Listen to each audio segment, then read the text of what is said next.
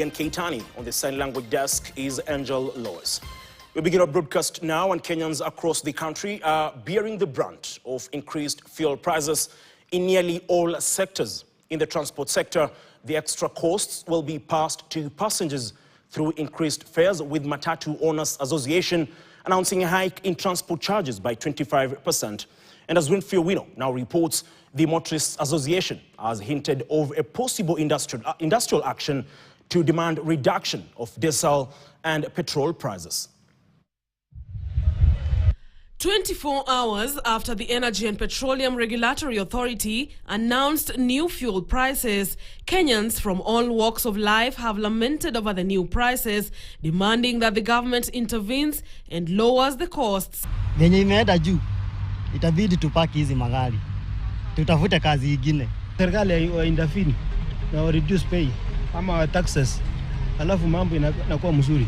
A spot check in the city shows consumers queuing for the essential commodity as other filling stations remained deserted and in shortage following a Tuesday night rush by motorists to fill their tanks before the new pricing takes effect. The Matatu Owners Association has announced an increase in fares by 25% as they pleaded with the government to further subsidize the costs.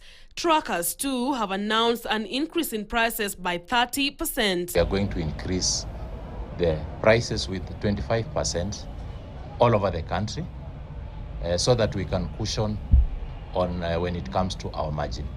You need to be engaging all the stakeholders even before you increase this fuel. Let's not just rely on, fight where and where. You promised us that there's enough fuel in the country. Now we are wondering, why has the price shoot? The Motorists Association has faulted the government for failing to prosecute top state officials recently arrested over a 1.2 billion fuel importation scandal. Fuel, we do not know why it's only our country where fuel pricing has been increased by such a huge margin. Meanwhile, road freight transporters say fuel makes more than half of their operating costs. Therefore, the new prices will have a 13 to 14% increase in the operating costs as they advise members to adjust their pricing. Travelers traveling from Nairobi via Nakuru will pay 1,800 shillings from the initial 1,500, while those using the Narok route will pay 1,700 from the initial 1,500.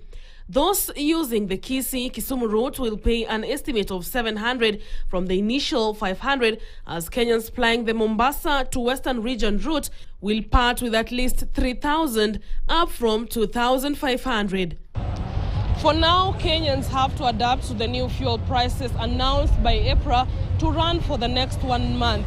But they are likely to bear even more brunt of the weight when schools reopen beginning April 27th. Winfrey Owino, KTN, Nairobi.